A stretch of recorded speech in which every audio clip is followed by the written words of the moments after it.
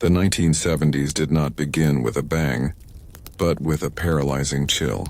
It was a decade of American erosion, where the bedrock of national confidence, so robust in the years of post-war victory and moon landings, began to fracture under the weight of foreign crises and internal dissent. Vietnam was a trauma that would not heal. Watergate was a self-inflicted wound that bled trust from the White House. But the deepest, most persistent dread stemmed from the shadows of the Soviet Union. The fear of nuclear annihilation, the one true, existential threat to the American way of life, had never truly receded. But in this decade, it matured into a sophisticated, multi-layered paranoia that reached into every corner of the intelligence community. This was the dark backdrop against which the most bizarre and highly classified programs were conceived. Projects aimed not at building faster planes or bigger bombs, but at fundamentally rewriting the rules of human conflict. The very air was charged with a sense of irreversible decline. The Strategic Arms Limitation talks, SALT, had brought a veneer of cooperation, but beneath the diplomatic smiles, the arms race was accelerating into an unimaginable era of mutual assured destruction, MADI. The intelligence calculus of the day was stark and simple. He who held the next technological or strategic advantage would survive, and the other would cease to exist. Traditional espionage, satellites, code-breaking, and human assets was reliable, but slow and fallible. What American intelligence desperately craved was a cheap, instantaneous, and impenetrable advantage. The Soviets, they knew, were pursuing every imaginable and unimaginable avenue. This was not a time for prudence or conventional thinking. It was a time for desperate measures. For years, circulating quietly in the deepest recesses of the CIA and the Defense Intelligence Agency, DIA, were persistent, unsettling reports from behind the Iron Curtain. These were not cables detailing new missile placements or troop movements. They spoke of esoteric research of vast sums, estimated at 60 million rubles annually, being poured into something the Soviets termed psychotronic warfare. Reports claimed the Kremlin was weaponizing the mind itself, developing technology that could leverage extrasensory perception, ESP, and psychokinesis. The very notion that a Soviet soldier could, through sheer mental power, perhaps disrupt American defense systems or uncover classified secrets, was dismissed by most mainstream scientists as fantasy. But in the zero-sum game of the Cold War, fantasy was an unacceptable risk. The intelligence community could not afford to be wrong, not if it meant yielding a psychic gap to their nuclear-armed adversary. This fear, this institutional terror of being strategically outmaneuvered, became the single most powerful driver for the formation of the programs that would eventually fall under the collective name Stargate.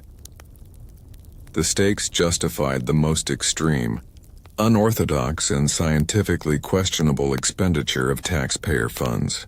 If the Russians were trying to speak to the dead, or to view the contents of the Pentagon from a laboratory in Moscow, then the United States had to do it better, or at least understand how it worked. It was a defense mechanism, an intelligence unit's response to a perceived non-physical existential threat, born entirely from the paranoia of a nuclear standoff. The intellectual leap required for this was not small, but the environment of the 1970s had made it possible. The decade saw massive government investigations, the Church and Pike committees, uncover the dark history of the CIA's earlier, equally bizarre experiments in mind control, like MK-Ultra. Though these older programs were nominally shut down, they established a critical precedent.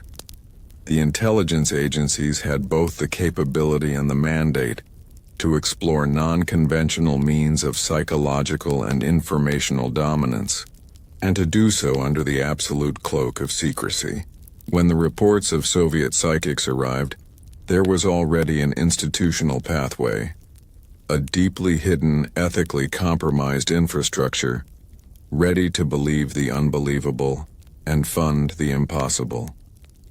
The result was a new focused obsession, the pursuit of remote viewing and the belief that the secrets of the Soviet Empire, perhaps even the secrets of the cosmos, could be retrieved not by satellites orbiting high above the Earth, but by minds projecting themselves across the vast, icy gulf of the Cold War. The stage was set for U.S. scientists to abandon the hard rules of physics and venture into the laboratory of the mind. The psychological tipping point in the American intelligence community arrived in the early 1970s. Not from a successful Soviet missile test or the unveiling of a new tank, but from a persistent, unnerving trickle of information that was, by all conventional standards, utterly insane. It was the glimmer of the unthinkable, a collection of fragmented, unconfirmed yet impossible to ignore reports detailing a massive, state-sponsored Soviet commitment to the paranormal. The primary source of this alarm was a 1970 publication that, while ostensibly a piece of Western counter-propaganda, carried enough documented material to send a tremor through the CIA's most skeptical desks. The book, Psychic Discoveries Behind the Iron Curtain by Sheila Ostrander and Lynn Schroeder, detailed years of Soviet and Eastern Bloc research into extrasensory perception, ESP, psychokinesis, and even attempts at biocommunication, mind-to-mind contact. The authors claim to have found evidence of laboratories in Leningrad and Moscow, where scientists were working with subjects who could influence matter with their minds, diagnose diseases remotely, and perhaps most terrifyingly, spy across continents without wires or satellites. For the senior analysts at the Defense Intelligence Agency, DIA, and the Central Intelligence Agency, CIA, the information was a catastrophic puzzle. Most dismissed it as Soviet disinformation, a clever psychological operation designed to provoke fear and waste American resources on chasing phantoms. But what if it wasn't? What if just 1% of the reported successes were true? This anxiety was formally condensed into a classified 1972 DIA report.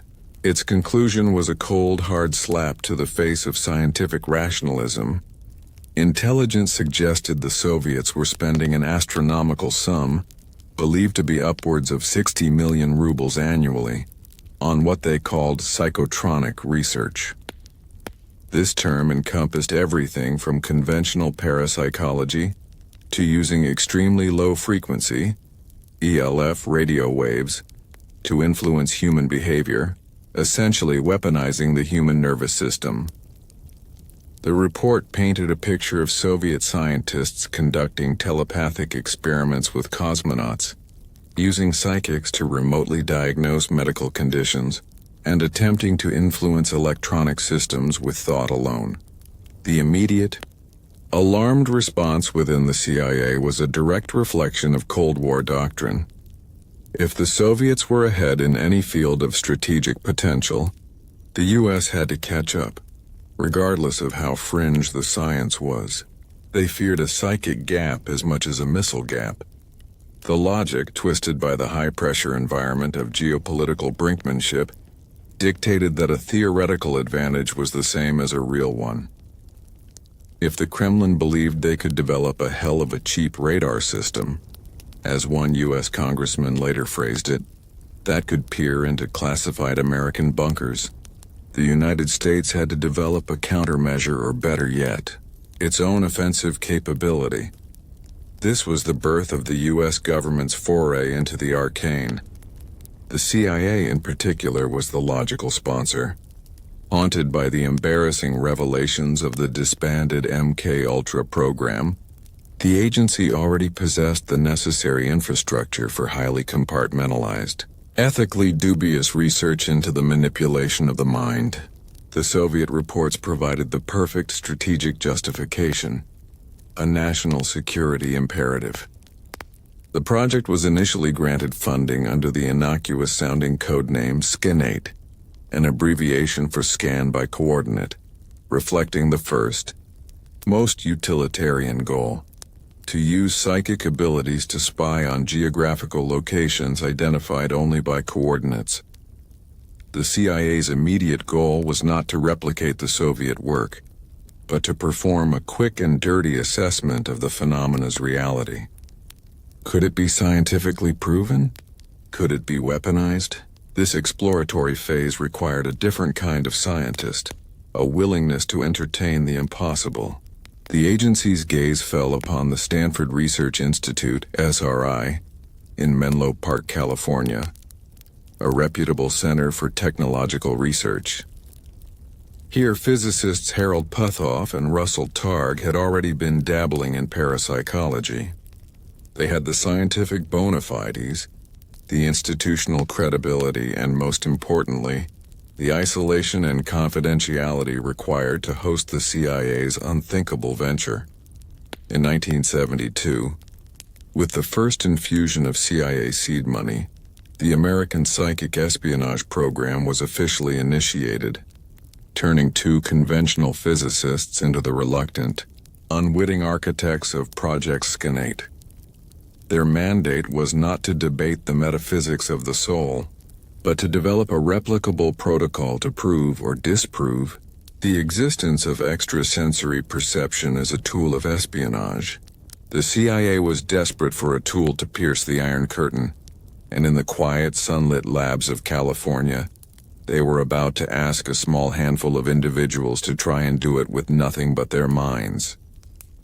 It was a leap of faith, a desperate wager placed on the absolute outer edge of science, driven entirely by the paranoia of the Cold War.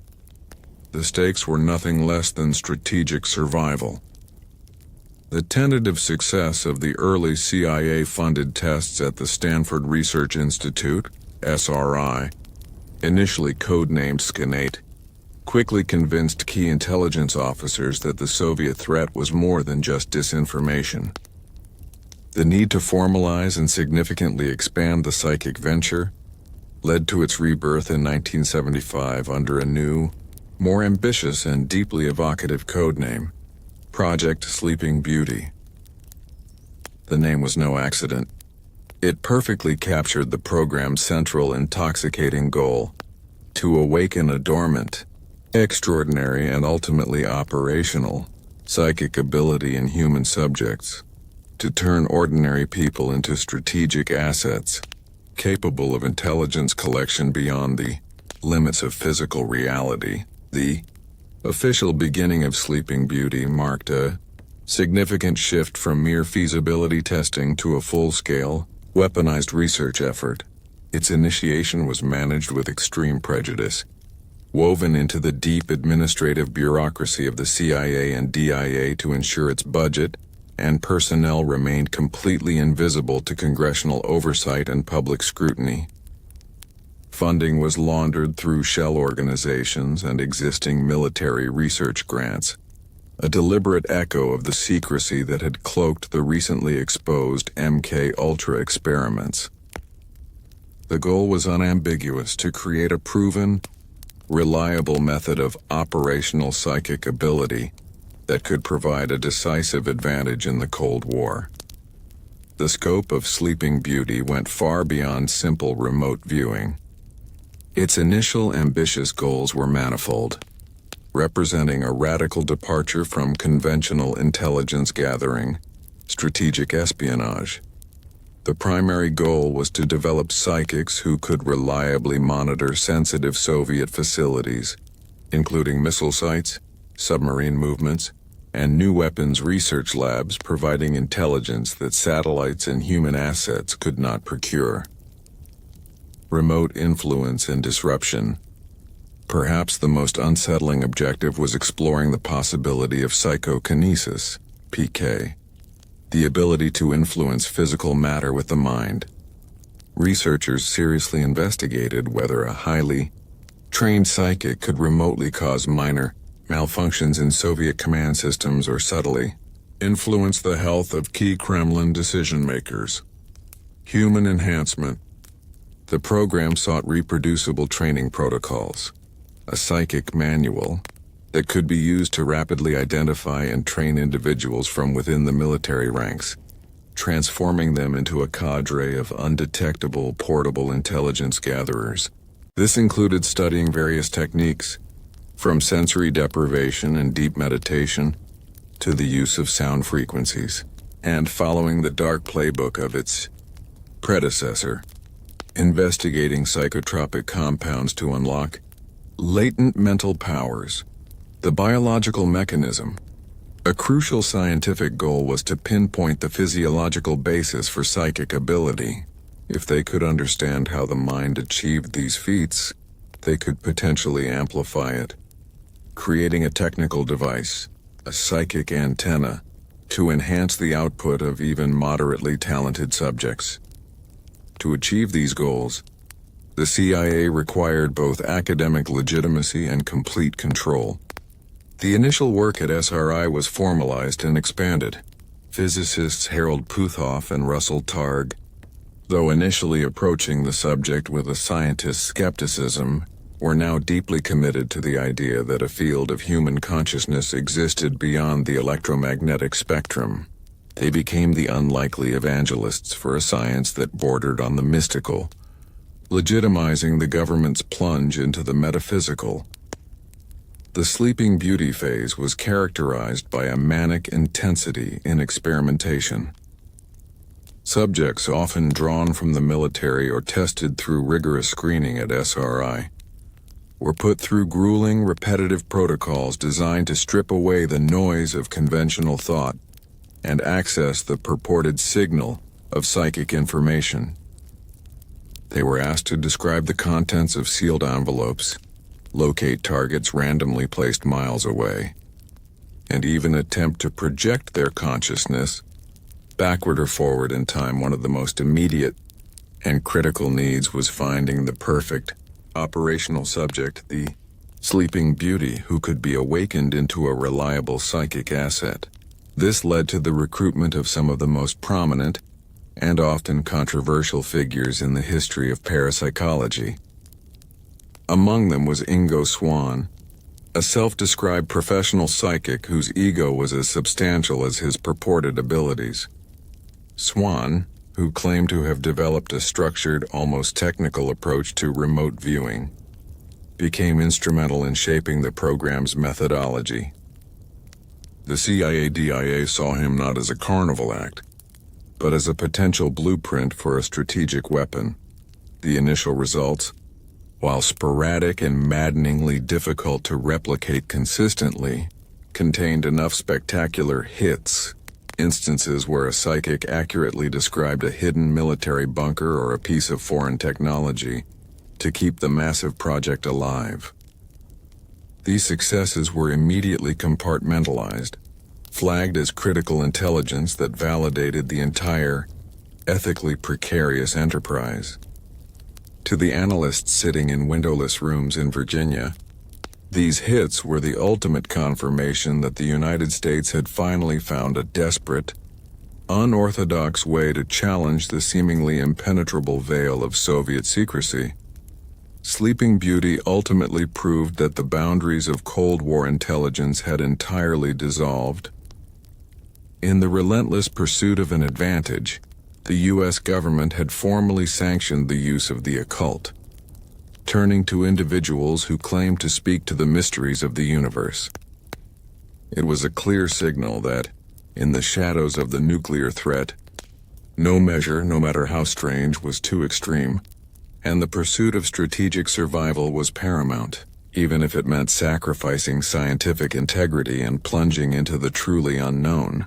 This program laid the intellectual and bureaucratic groundwork for the far more notorious Project STARGATE that would soon follow.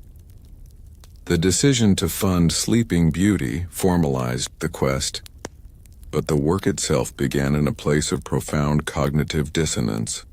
The pristine, academically respectable halls of the Stanford Research Institute, SRI, in Menlo Park, California.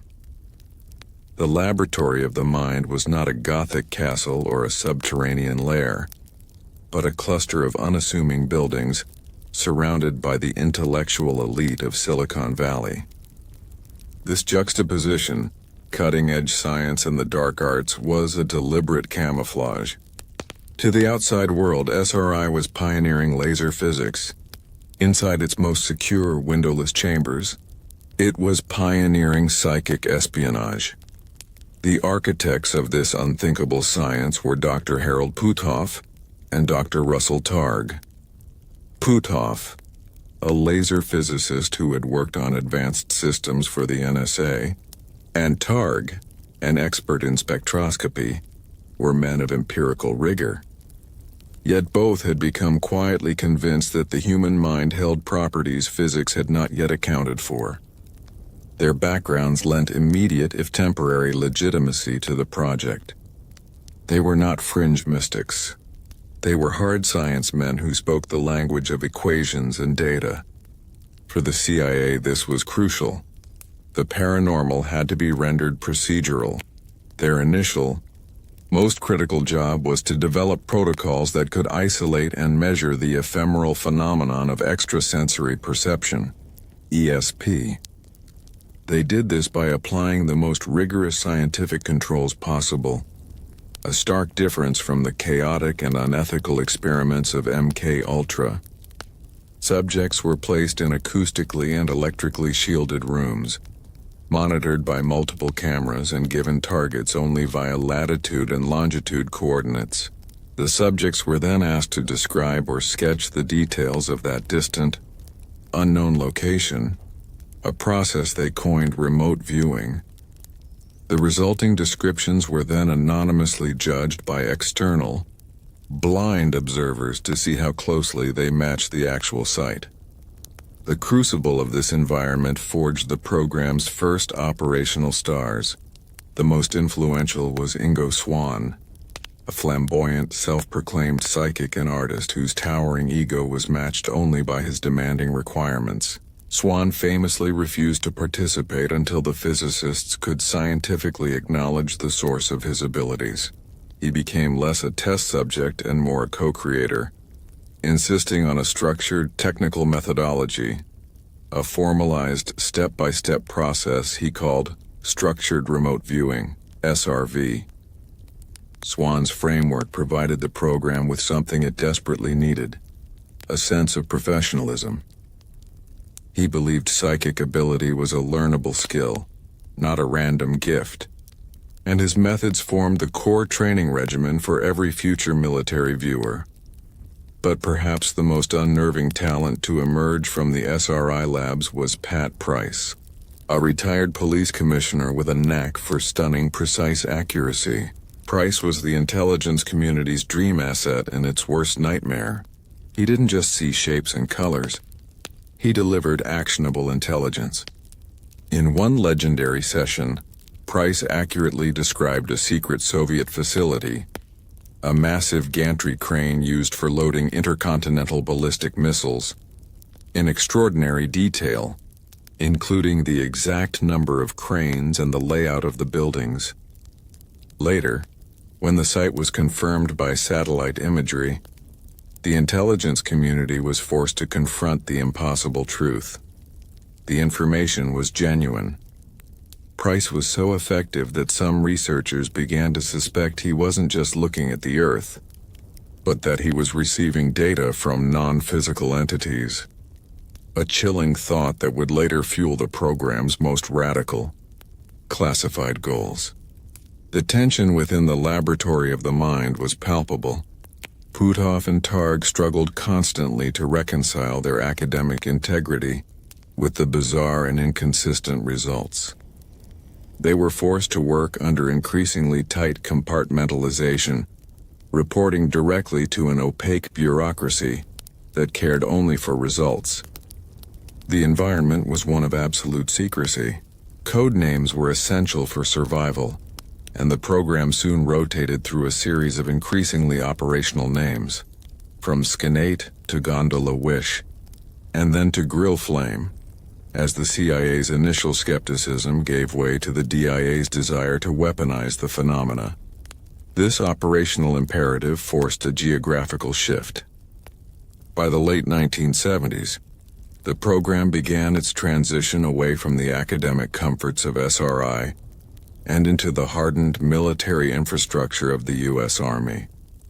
The Psychic Unit was established near Fort Meade, Maryland, the dark, beating heart of American signals intelligence. This move transformed the operation. It was no longer a research experiment. It was an intelligence unit. The personnel now included military intelligence officers and non-commissioned officers, such as the future star psychic Joseph McMonigle, who would bring a soldier's discipline to the esoteric work. In this new, secured environment, the operational protocols became even more rigid. Viewers sat in small Spartan rooms, often isolated for hours. They were provided with only a target coordinate, a sheet of paper, and a pencil. The goal was to reach a meditative, almost trance-like state to access the matrix, the fabric of time and space, that Swan and others theorized held all information. The pressure on these subjects was immense. They were ordinary people tasked with doing the impossible, their failures dismissed as psychic burnout, and their spectacular successes immediately locked away as top-secret intelligence, confirming that the United States had crossed a line, betting its security on the whims of the mind in a desperate gamble against the Soviet enemy. The transition from the vague curiosity of Sleeping Beauty to a viable intelligence project hinged entirely on the development and validation of remote viewing RV. If the program was a desperate leap into the unknown, RV was the carefully constructed bridge that allowed scientists and spies alike to cross the chasm. It was not mere clairvoyance. It was, in the minds of its proponents, a disciplined methodology, a geometry of the mind designed to filter out wishful thinking and mental static, leaving only pure actionable data.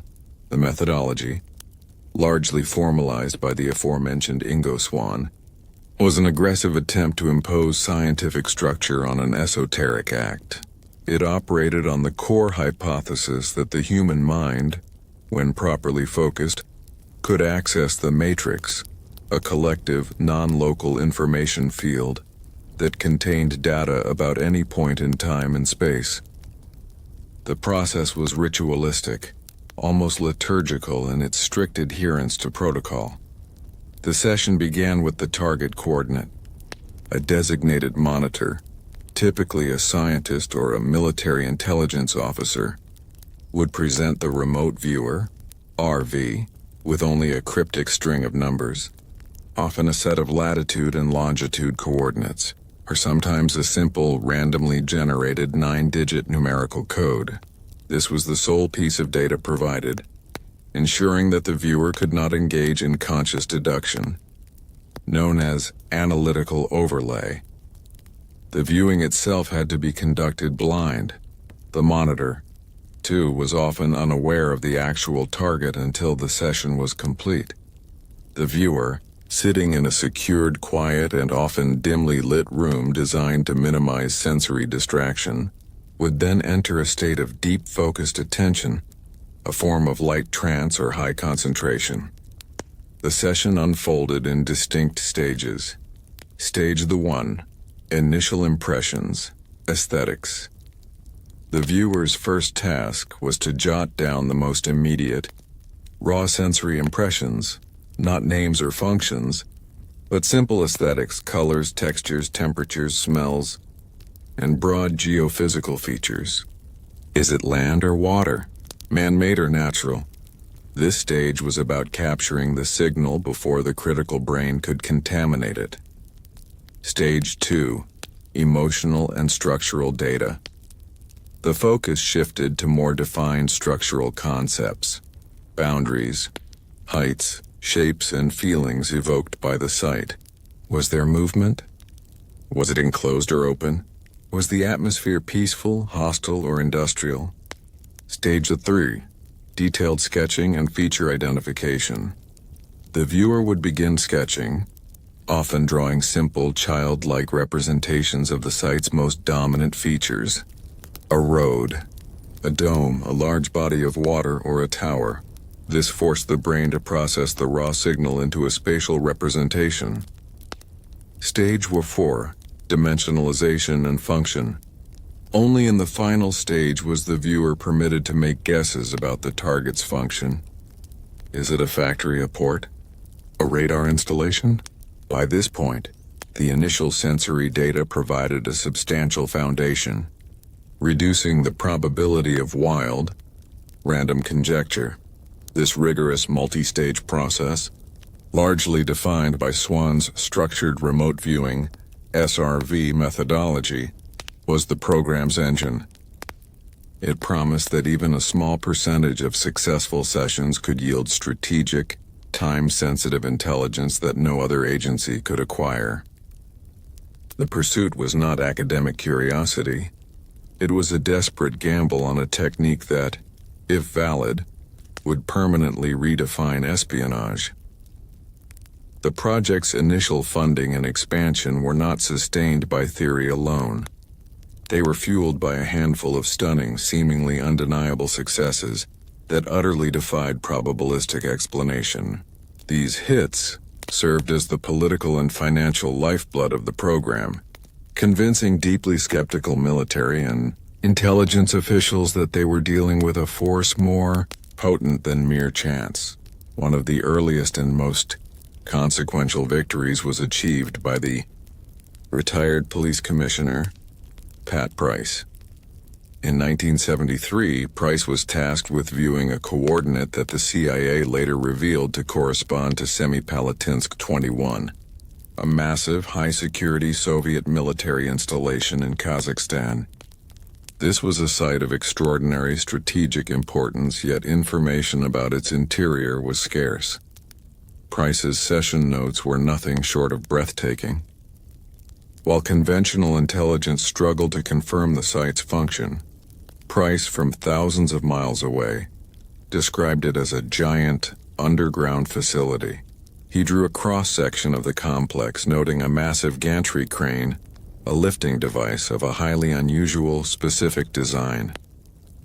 Critically, he claimed the facility was used to house and maintain gigantic cylindrical objects.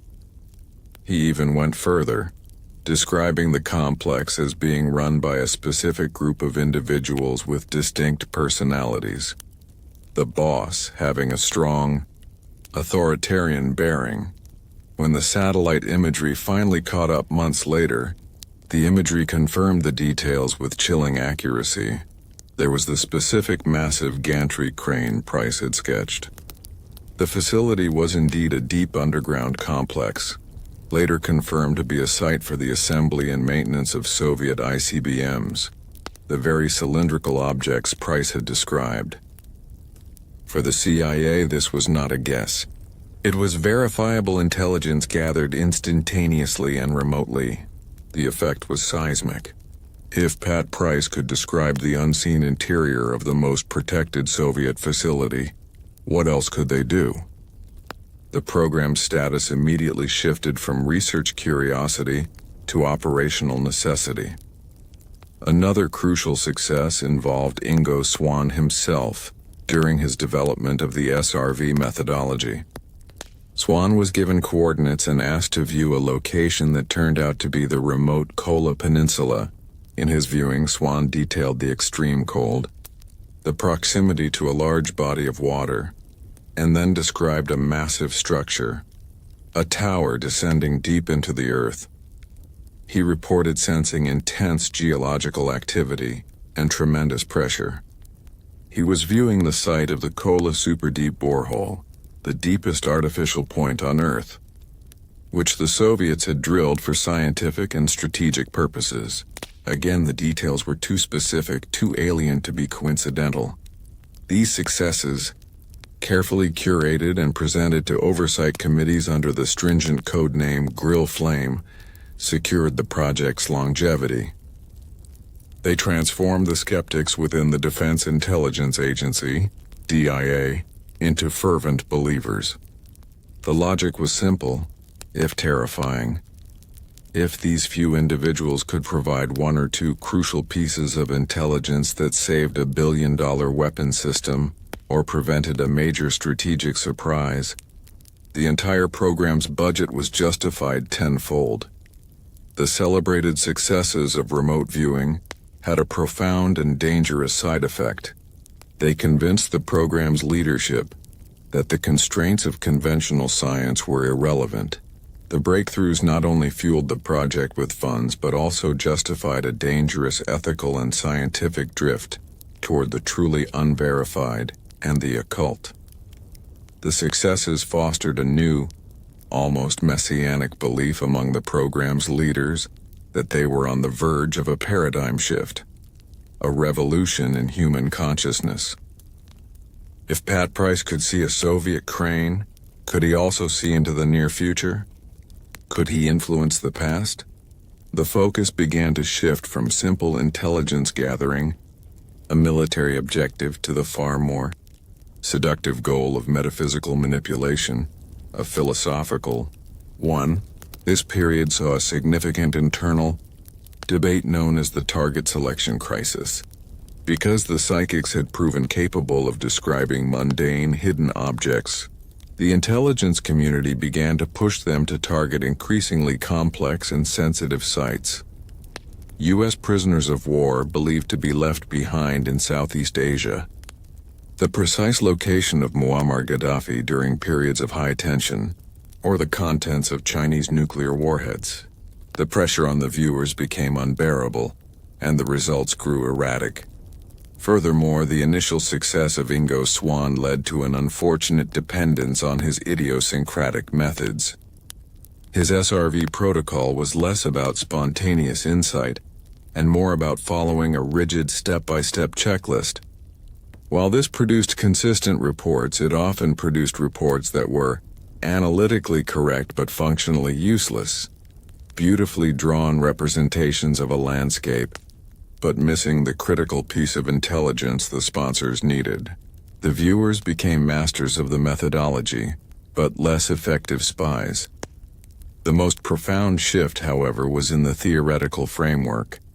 The undeniable hits led Puthoff and Targ, and later the DIA military monitors, to hypothesize that RV was not just seeing a distant place, but accessing information outside of normal space-time. The program began exploring concepts like A-time, accessing past information, and B-time, accessing future information. This was the crucial intellectual gateway to the later terrifying notion of communicating with the non-living. If time was non-linear to the mind, then the dead were simply occupying another part of the accessible matrix. By the mid-1970s, the first breakthrough had done its work. It had convinced a skeptical intelligence apparatus that the mind was the next great frontier in the arms race. But this success came at a cost. It validated a line of inquiry that would ultimately lead the program down a path of scientific excess, ethical compromise, and spectacular failure, setting the stage for the formal militarized adoption under the name Stargate.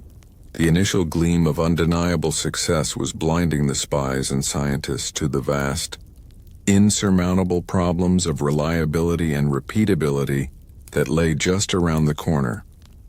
The sporadic, yet undeniably spectacular successes of the early remote viewing, RV experiments, first under SCANATE, then under the developmental Sleeping Beauty and Grill Flame codenames, forced a profound institutional change within the U.S. intelligence community.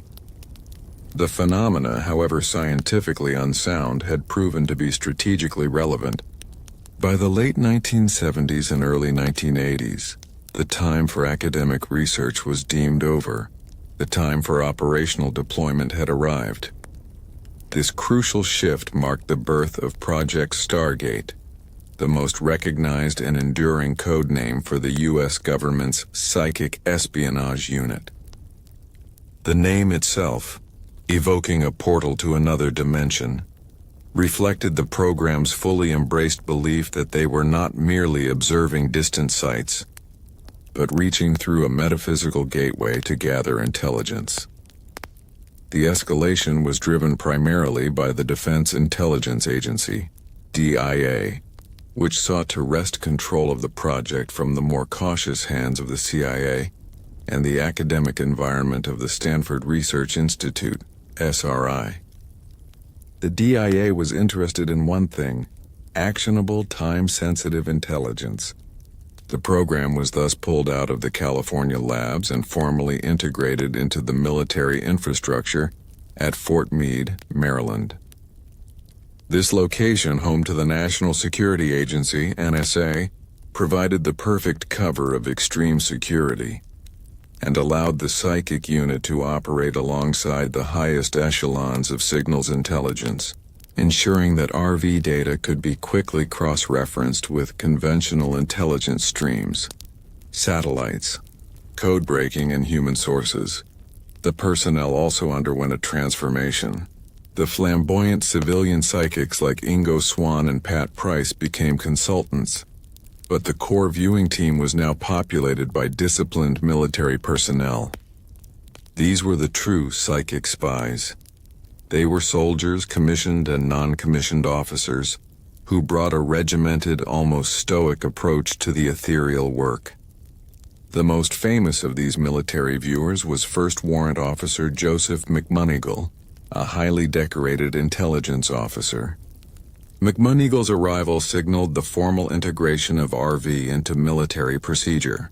He was trained not just to see but to understand the language of military targets, making his successful viewings exponentially more valuable to the DIA than a civilian's descriptive sketches.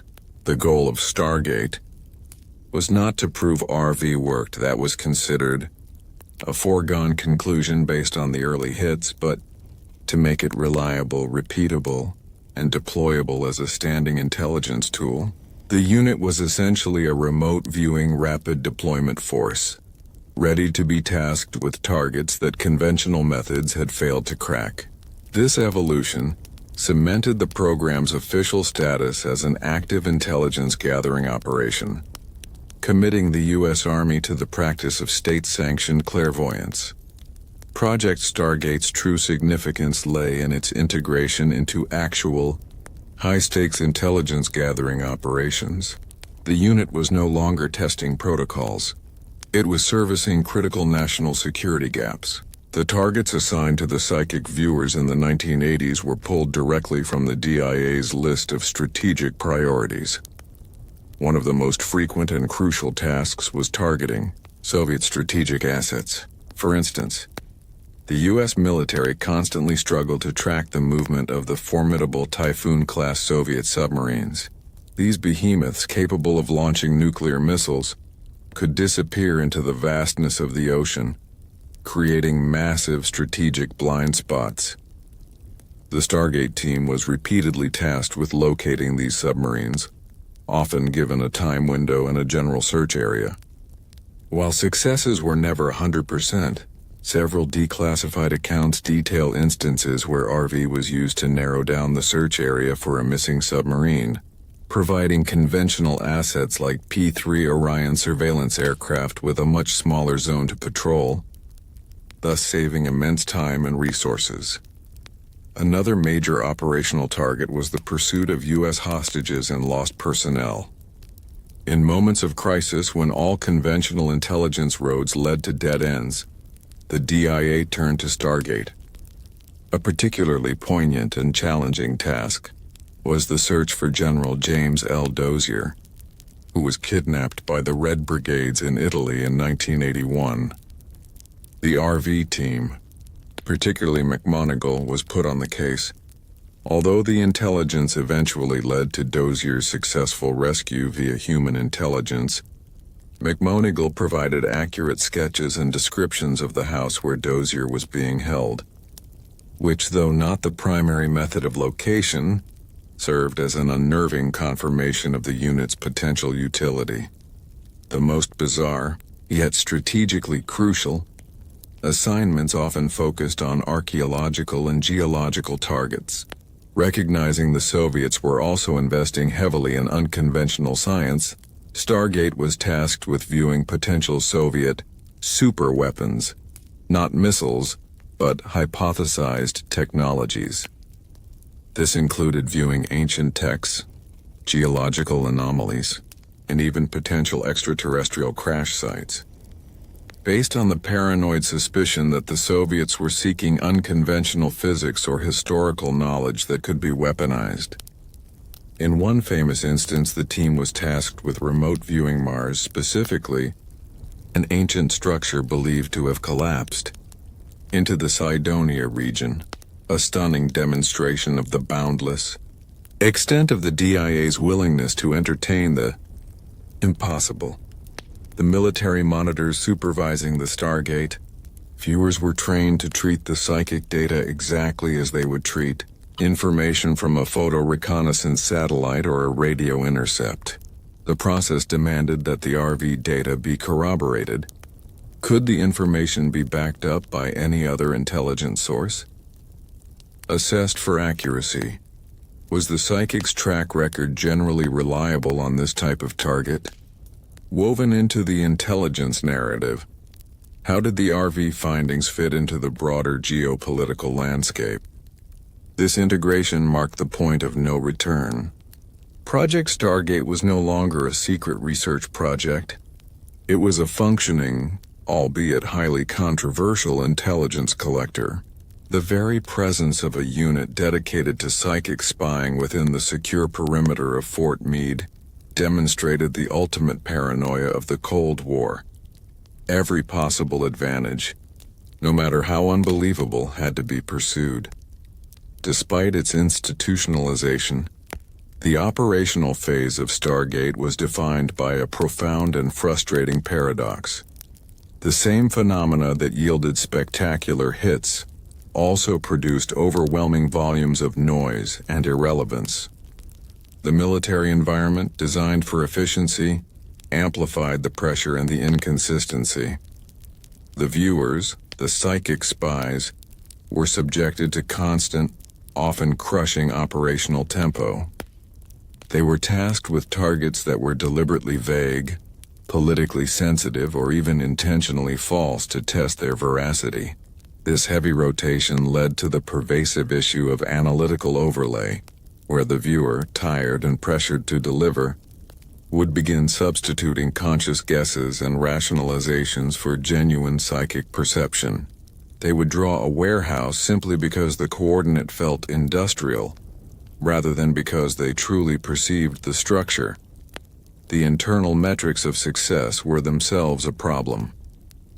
A hit was often defined not by providing the one piece of missing intelligence, but merely by matching a dominant feature of the target. If the target was a submarine at sea and the viewer correctly drew a large object in water, it could be classified as a qualified success, even if the location was hundreds of miles off. The program was forced to rely on retrospective confirmation bias, focusing only on the few successes and aggressively downplaying the mountain of unusable data. Furthermore, the military context introduced unique ethical and psychological strains. The soldiers in the unit, men like McMoneagle, were forced to balance the rigid discipline of military life with the necessary openness and vulnerability required for psychic work. They were intelligence officers performing a task that, if revealed, would be ridiculed by their peers and jeopardized by the media. This duality led to intense psychological burnout and a turnover rate that constantly plagued the program. The cost of operation, while seemingly small compared to a new fighter jet, became harder to justify as the Cold War began to thaw in the late 1980s. The Soviet threat, the original justification for the unbelievable expense, was diminishing. The sheer volume of unusable data made the program a logistical headache for intelligence analysts, who were forced to process reams of psychic scribbles. The most critical information was still coming from traditional sources. making Stargate an expensive and inconsistent supplement, rather than the revolutionary replacement it was intended to be. Project Stargate, in its full operational phase, became a monument to the ultimate strategic desperation of the Cold War. It was an ambitious, deeply flawed attempt to turn human consciousness into an instrument of state power. The integration into the intelligence apparatus ensured the program's survival for nearly 2 decades, but the inherent unreliability of psychic phenomena meant that the psychic spies were destined to remain on the fringes, their breakthroughs always overshadowed by the paradox of their own existence. The Stargate had commenced, but its future was already written in the unpredictable chaos of the mind. With Project Stargate fully integrated into the intelligence matrix at Fort Meade, the unit was no longer a science experiment. It was a black ops asset, tasked daily with penetrating the most impenetrable secrets of the Soviet Union and its global allies. The overarching goal was to provide intelligence augmentation, data that could either confirm highly sensitive conventional intelligence or, far more crucially, fill the massive, dangerous voids that satellites and human spies could not reach. The targets were not random.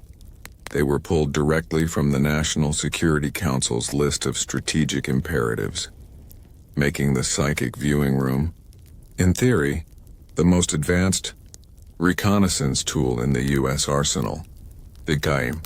Targets ranged from the tangible and massive, like new Soviet missile assembly plants, to the abstract and deeply political, like the psychological state of foreign dictators. This era of Stargate was defined by its audacity, asking its psychic spies to perform feats of remote cognition that transcended all known laws of physics. The most consistent and critical focus of Stargate was Soviet strategic deterrence. The Soviet Union was constantly developing new generations of intercontinental ballistic missiles, ICBMs, and understanding the exact design, deployment, and location of these weapons was a matter of life and death for the Pentagon. A renowned series of missions in the early 1980s centered on the Plesetsk Cosmodrome and other remote Soviet launch and assembly facilities. Given only a set of coordinates for a vast snow-covered region, military viewers like Joe McMoneagle were repeatedly tasked with describing underground structures. In one instance, a viewer accurately sketched a long cylindrical object being moved horizontally into a deep vertical shaft. The drawings included notations of vast concrete shielding and subterranean rail systems. This psychic data, which the DIA assessed as being highly accurate, was pivotal in confirming intelligence about the Soviets' new, hardened mobile missile silos, providing the U.S. with invaluable confirmation of their deployment strategy and silo hardening techniques. Crucially, the psychic data sometimes provided temporal intelligence, a glimpse of the target's status either in the immediate past or the near future. This allowed analysts to potentially determine if a missile was being fueled, moved, or undergoing maintenance, information that was impossible to get from an orbiting satellite that could only snap a picture at a single moment in time. These successful psychic intercepts were the program's most prized possessions, treated with the same reverence as the decryption of a high-level Soviet code. The unit was frequently deployed for immediate crisis response, often involving foreign personalities or hostages, targets, that required pinpoint accuracy and the ability to pierce human shields and political obfuscation. One of the most intense and complex missions involved the aforementioned search for U.S. Army Brigadier General James L. Dozier, kidnapped by the Red Brigades in Italy in December 1981. The U.S. and Italian governments were paralyzed, lacking any concrete lead on his location. Stargate viewers were immediately brought in, Given a set of coordinates related to the general area of his disappearance, they were tasked with mapping the location of his captivity. Joe McMonagle's sessions were instrumental, yielding a series of detailed sketches of a two-story building, its surrounding landscape, and even the internal room where Dozier was being held. He described the appearance of the kidnappers, 3 men and 1 woman, and the psychological state of the general. While the intelligence that ultimately led to Dozier's physical rescue came from conventional Italian police work, the psychic data provided a crucial confirmation source. The DIA analysts were able to cross-reference McMonagle's descriptions of the building's facade and the room's internal dimensions with police reports, strengthening the confidence in the conventional lead and providing a crucial psychological edge to the rescue team.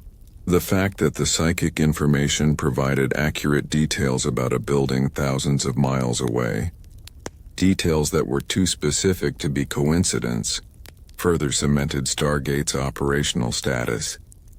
Another controversial application involved foreign leadership profiling. Psychics were tasked with targeting key Soviet and other adversarial leaders, such as Fidel Castro or Muammar Gaddafi, not to find their physical location, but to provide a psychological profile, an assessment of their current mood, health status, and even their immediate decision-making process. This was pure psychological espionage, an attempt to use remote viewing to peer into the enemy's mind. The results were highly inconsistent, often dismissed by psychological experts, but the very act of attempting to psychically map a leader's consciousness underscores the extreme, desperate lengths to which the DIA was willing to go. The long-running Iranian hostage crisis provided another flashpoint for Stargate deployment. Viewers were tasked with everything from assessing the security situation at the U.S. Embassy complex in Tehran to attempting to determine the precise location and health of the American hostages. The pressure to succeed here was immense and public, but the results were mixed, often being too vague or riddled with analytical overlay to be useful under such high-stress conditions. However, a lesser-known but highly successful case involved a Soviet shipyard on the Baltic coast. Conventional intelligence was struggling to confirm rumors of a new class of highly advanced surface vessel under construction. Stargate was given the coordinates. The remote viewers immediately described a massive, new dry dock structure and, most critically, provided detailed descriptions and sketches of the hull design, propulsion system, and weaponry being fitted onto an incomplete vessel. This psychic intelligence, gathered far faster and in greater detail than satellite imagery could provide at that stage of construction, gave the U.S. Navy a significant head start in developing countermeasures to the new ship. This was the ideal Stargate mission, filling a technological gap with speed and specificity, demonstrating the concept of RV as a force multiplier that sped up the intelligence cycle. For every spectacular hit that secured Stargate's funding and reputation, there were dozens, often hundreds of sessions that were classified as noise, misses, or completely unusable. This frustrating inconsistency was the operational Achilles heel of the program. The fundamental difficulty was distinguishing between true psychic signal and the viewer's own subconscious imagination. When a psychic was tasked with viewing a missile silo, they were already primed with cultural knowledge of what a silo should look like. Did the successful description of the cylindrical missile come from true RV, or from a subconscious guess? The DIA, driven by the need to justify the program's existence, heavily relied on confirmation bias, meticulously focusing on the tiny fraction of correct details, while rationally discarding the vast amount of irrelevant or incorrect information. The psychological toll on the psychic spies was immense. They were performing in a realm where a single wrong guess could be misinterpreted as a major strategic failure. This operational stress led to phenomena like psychic burnout, where a formerly accurate viewer would suddenly become completely unreliable, their sessions yielding nothing but vague shapes and colors. The DIA, in its quest for reliable intelligence, treated the human psychics less as people and more as sensitive, unpredictable instruments, leading to constant turnover and ethical issues regarding the subject's mental health.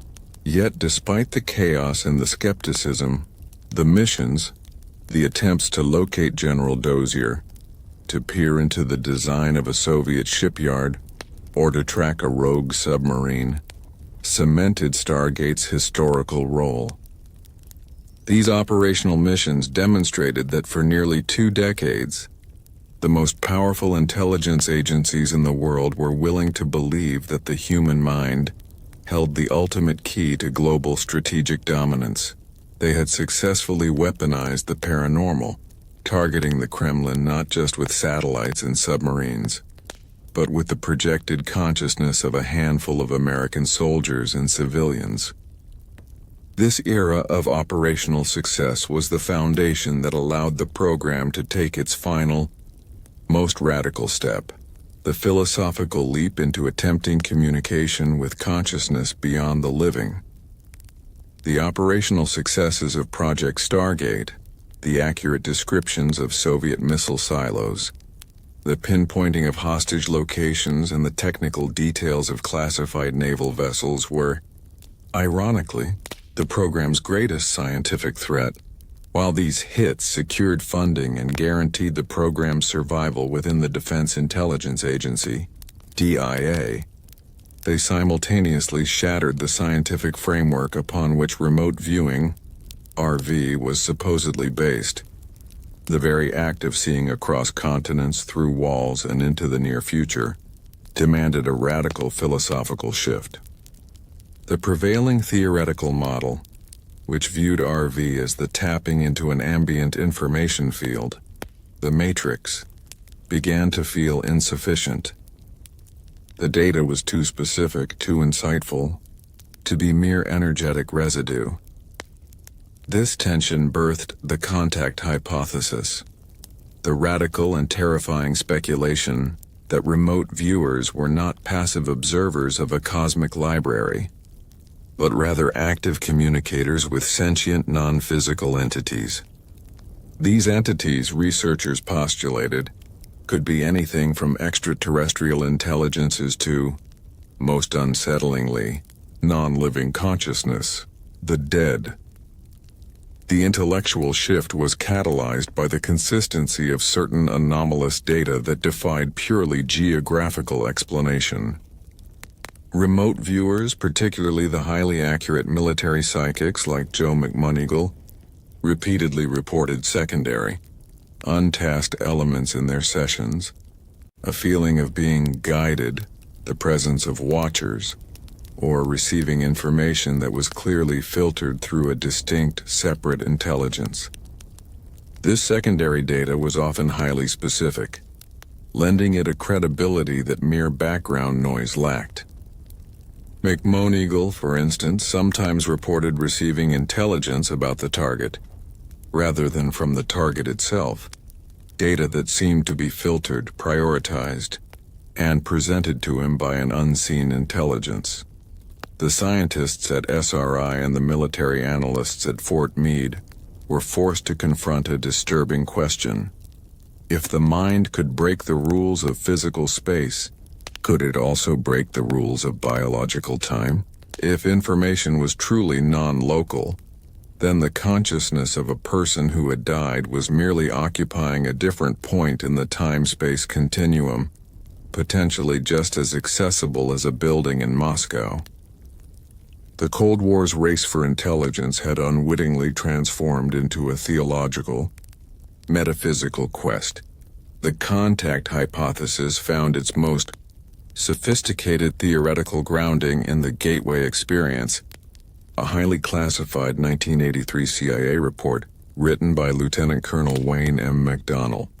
The document, which went far beyond simple remote viewing protocols, sought to provide a definitive scientific and metaphysical explanation for Stargate's successes. It introduced a complex model of reality rooted in physics, psychology, and, critically, metaphysics. The Gateway Experience Report argued that the cosmos was a holographic universe, where every particle contained information about the whole. The human mind, therefore, was merely a complex vibrational energy field, capable of resonating with and accessing the universal hologram. To achieve RV, the subject needed to move their own consciousness frequency, their personal electromagnetic signature, to match the frequency of the target object or location. The report then took the decisive, terrifying leap. Out-of-body experiences, OBE, and non-living consciousness were merely extreme forms of frequency manipulation. The OBE connection. The report formalized the belief that successful remote viewing was a low-level out-of-body experience, a temporary separation of the mind's energy from the physical body. Once outside the body's time constraints, the consciousness was free to access the hologram's full data set, the ultimate target. If the mind could separate, it could potentially communicate with other separated minds. Death in this model was simply the permanent, non-catastrophic transition of the body's energy from its physical form to its ultimate form as a universal holographic image. These images, the consciousnesses of the dead, were still accessible within the universal hologram. The language of the Gateway Report was meticulously technical, cloaking the exploration of life after death in terms of brainwave entrainment, frequency following response, and focused resonance. The operational conclusion was clear. The ultimate strategic advantage was not just to spy on the Soviet Union, but to interface with the enduring consciousnesses, the non-living entities, that possessed full knowledge of the past and potentially the future. The most advanced spy satellite in the world was now designed to intercept messages from the deceased.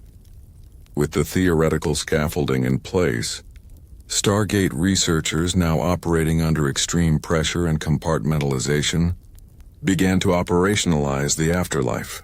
The focus shifted from mere geographical spying to deliberate attempts to contact and utilize non-physical entities, often referred to internally as informants, guides, or non-local consciousnesses.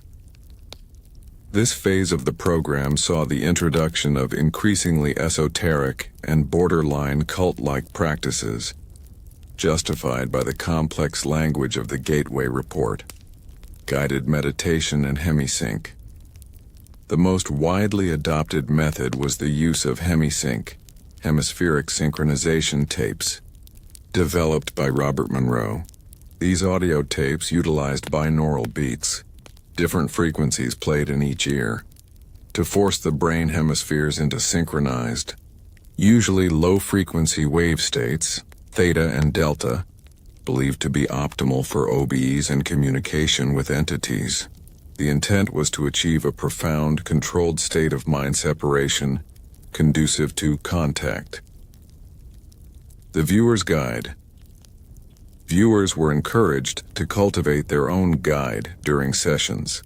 This was seen as a way to filter the overwhelming data of the universal hologram. Instead of simply trying to see the target, the viewer would mentally ask their guide to provide the information. When a target was successfully viewed, the monitor would often ask, "Did you have help?" Or "Who provided the clarity?" These questions subtly reinforce the belief in external assistance. Targeting the dead. The ultimate operational leap involves sessions specifically tasked with targeting deceased individuals, known to possess valuable intelligence. While details remain highly classified, reports suggest attempts were made to contact the consciousness of former political leaders, scientists who died with vital secrets, or even foreign agents who met untimely ends. in a desperate attempt to retrieve the intelligence they took to the grave. These sessions yielded highly ambiguous results, often emotional descriptions of transition or peace rather than actionable intelligence, but the persistent pursuit of this goal highlights the depth of the commitment to the contact hypothesis. The decision to pursue the contact hypothesis created massive, destabilizing psychological and ethical fallout within the already strained Stargate program. The psychic's breakdown. For the military viewers, the line between espionage and psychosis blurred. Being told they were not just seeing things but actively communicating with dead souls or alien guides placed an unbearable strain on their mental frameworks. Some viewers experienced terrifying involuntary contact during non-session hours, reporting intrusive thoughts, shadowy presences, and a total loss of their personal mental privacy. The fear of being permanently possessed or psychically contaminated by these non-physical entities became a genuine documented concern among the unit's personnel.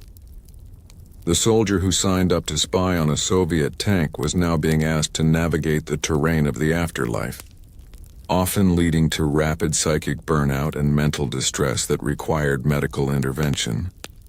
The ethical abyss, the contact hypothesis plunged the DIA into an ethical abyss far darker than simple remote spying.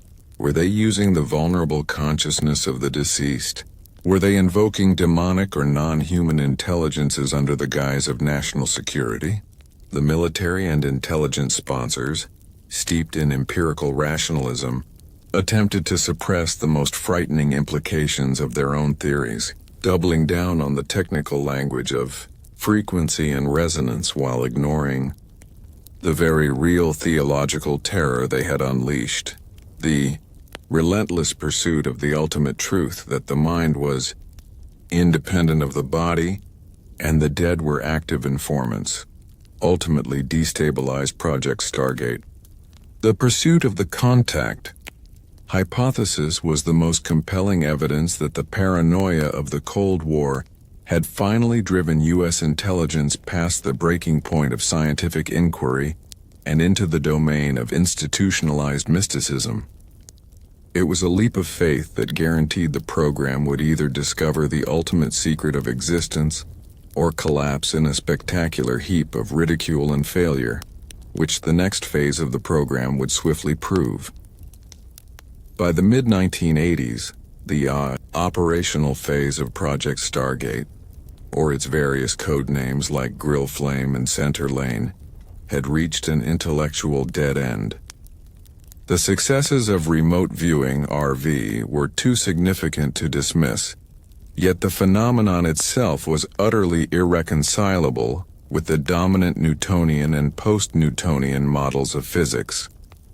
Time, distance, and matter were supposed to be absolute constraints on information transfer. The consistent retrieval of highly accurate time-sensitive intelligence from thousands of miles away shattered these constraints. To continue operating, the Defense Intelligence Agency, DIA, needed more than just anecdotal evidence. It needed a technical explanation, a theory, however fringe, that could rationalize the existence of a non-physical consciousness plane and the alleged ability to communicate with it. The resulting theories, synthesized primarily in the classified Gateway Experience report, represented a desperate, often pseudoscientific, attempt to hijack advanced physics concepts to justify psychic espionage. The core of this consciousness conundrum was the assumption that human consciousness was not a product of the brain, but a form of energy that the brain merely received and processed, much like a radio receiver. This non-physical energy had to exist outside the constraints of the electromagnetic spectrum, otherwise it would be detectable and easily jammed. The researchers turned to the most revolutionary, least understood areas of theoretical physics: quantum mechanics and holographic theory. The most crucial theoretical pillar was the holographic universe model, adapted from the work of physicist David Bohm and neurophysiologist Carl Pribram. The Stargate theorists posited the following: the universe as a frequency matrix, the entire cosmos, they argued, was one vast interwoven frequency structure, a hologram. Just as a piece of photographic film holds the complete image, any small part of the universe holds the information of the whole. This field of energy and information was the matrix that remote viewers claimed to access. Consciousness as coherent energy. Human consciousness was defined as a unique, highly coherent frequency pattern. It was a focused energy field capable of tuning into the universal hologram. The brain's function was primarily to entrain this energy, to harmonize the two hemispheres, to produce a stable wave pattern that could be projected outward. Non-locality. Because the information was structured holographically, it was non-local, meaning time and distance were irrelevant barriers. Viewing a location thousands of miles away, or even a past event, was simply a matter of tuning the consciousness frequency to the correct point in the holographic field, bypassing the physical constraints of space-time. This model was the ultimate rationalization for RV. It gave the military a technical reason why their psychic spies could see the enemy's secrets, allowing the DIA to use terms like focused resonance instead of clairvoyance. The holographic model provided the justification for spying across space, but the Stargate theorists needed a model to justify their attempts to communicate with the dead. This required an even more radical theoretical leap, centered on the concept of phase space and the non-living consciousness, NLC. Phase space. Drawing on complex mathematical physics, the theory suggested that physical reality, where we exist, is merely a low-energy, low-frequency state of a much larger reality, phase space. This broader reality contains all time, all matter, and all possibilities. RV, and especially the out-of-body experience, OBE, was theorized as a temporary shift of consciousness frequency out of the physical state and into the more accessible phase space. The NLC model. According to this theory, the physical body was merely an energetic container for the highly coherent consciousness energy. Death was defined as the permanent release of this consciousness energy into phase space. The NLC was not gone.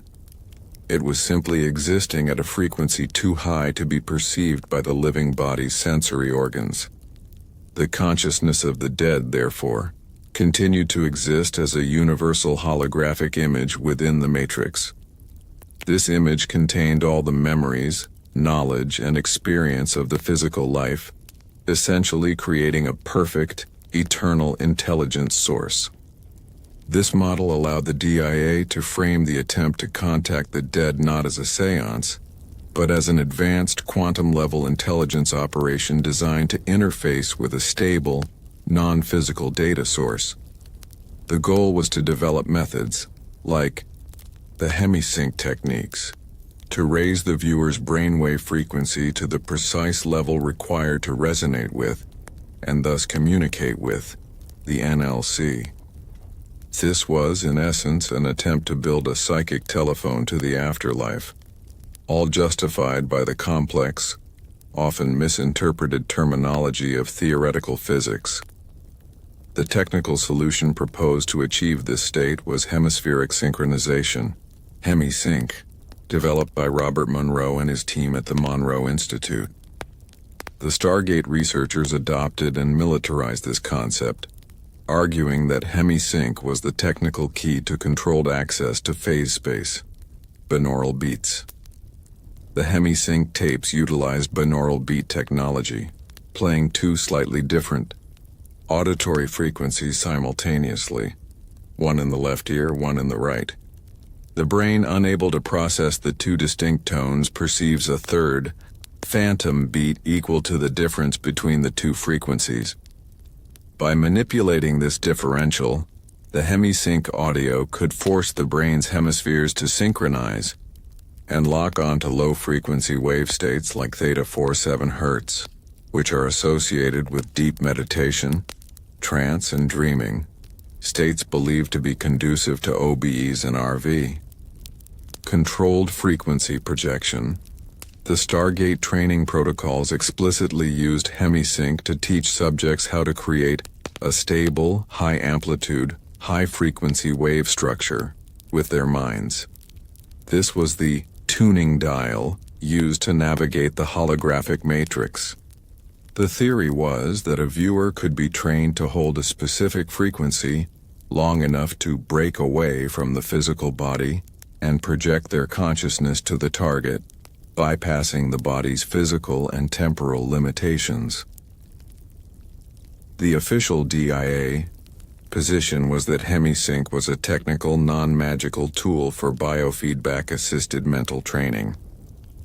It allowed the government to frame their journey into the occult as a simple matter of utilizing specialized audio equipment to optimize brain function, turning their psychics into predictable instruments of strategic intelligence. Despite the sophisticated terminology and the references to quantum mechanics, the entire theoretical edifice of the consciousness conundrum rested on a bedrock of pseudoscience and gross misinterpretations of physics. Misappropriation of quantum theory. The Stargate models heavily relied on quantum concepts like non-locality, but these concepts were wrenched from their intended context. Non-locality in physics applies to entangled particles, not to macroscopic intelligence transfer. The program's attempt to equate the human mind with a coherent energy field violated established laws of thermodynamics and neurobiology. Critics pointed out that the elaborate models were simply an attempt to create a scientific alibi for a belief system that belonged in the domain of parapsychology, not strategic intelligence. The replication failure.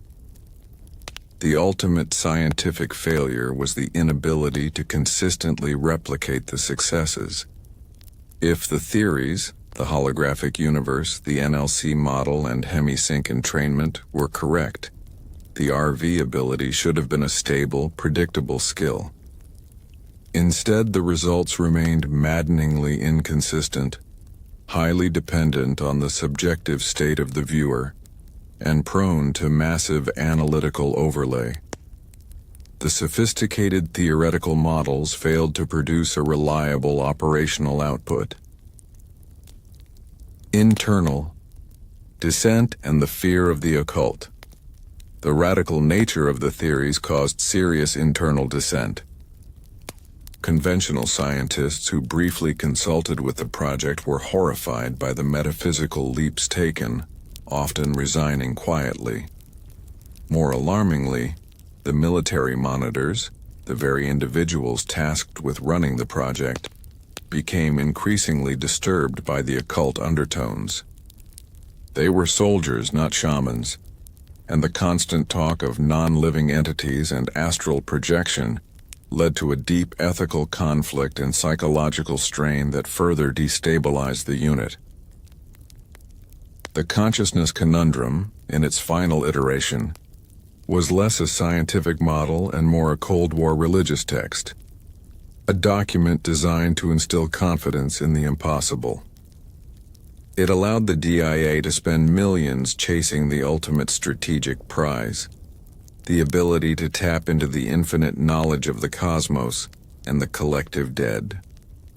While the technical language provided temporary political cover, the inherent flaws of the pseudoscience would ultimately prove indefensible when the project was subjected to the cold light of independent scrutiny, paving the way for its inevitable demise. For nearly 2 decades, the various code names of the U.S. psychic espionage program Stargate, Grill Flame, and Center Lane, had survived based on a handful of highly publicized, seemingly undeniable hits. These successes, however, were an anomaly, a tiny fraction of the total output. As the program transitioned from an experimental curiosity to a demanding operational unit under the Defense Intelligence Agency, DIA, the sheer volume of data generated finally exposed the project's fatal flaw: unreliability. The reality check was brutal and quantitative. For every accurate description of a Soviet submarine movement or an assembly line detail, there were hundreds of reports that were either hopelessly vague, wildly inaccurate, or simply the product of analytical overlay, the viewer's conscious mind filling in the blanks with educated guesses or cultural assumptions. The internal mechanism of failure was a result of two compounding factors: low signal-to-noise ratio. Analysts found themselves drowning in noise. A typical remote viewing RV session might contain a few seconds of genuine psychic signal surrounded by 20 minutes of useless mental chatter, emotional residue, and subjective interpretation.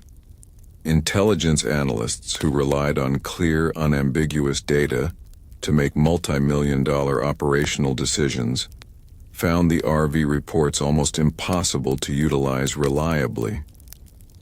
They spent more time filtering and interpreting the psychic data than they would have gathering the information through conventional means, negating the supposed speed advantage, lack of repeatability.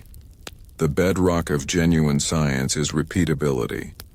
If the holographic universe model was correct, any trained viewer should have been able to independently verify another viewer's results. This rarely happened. A star psychic might deliver an accurate description of a foreign weapon system one day, but fail to locate a parked car the next. The failure to establish a consistent, reliable protocol meant that Stargate could never transition from an anomaly-driven novelty to a predictable, professional intelligence tool. By the late 1980s, the DIA's confidence began to erode. The Soviet threat, the original justification for the program's unbelievable existence, was visibly weakening. The mounting cost, both financial and in terms of intelligence man-hours wasted on interpreting vague psychic reports, became an unacceptable burden. The time had come for the U.S. government to perform a true, independent evaluation of the program's utility. Beyond the quantifiable failures of accuracy, the Stargate program was internally ravaged by profound ethical battles and psychological trauma that undermined its very foundations. The relentless pressure to perform, coupled with the bizarre, mind-bending content of the contact hypothesis, pushed the psychic spies to their breaking point. The viewer's burden. The star military viewers were effectively performing under conditions of extreme psychological duress. They were asked to achieve a deep trance-like state to access the universal matrix. Yet they had to remain disciplined, focused soldiers. The pressure to produce a hit that could save a strategic asset or locate a hostage created a perverse incentive to cheat or manufacture data. When a viewer began to feel burnout, they risked professional ruin, leading to a climate of fear and self-censorship. Burnout and the occult.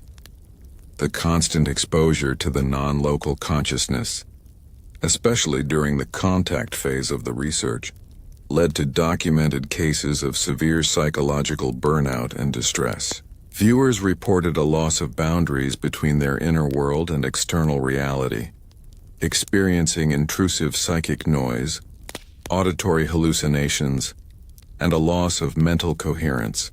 The program, which had embraced the occult in technical terms, had no viable psychological framework for dealing with the actual consequences of forcing the mind into these extreme states.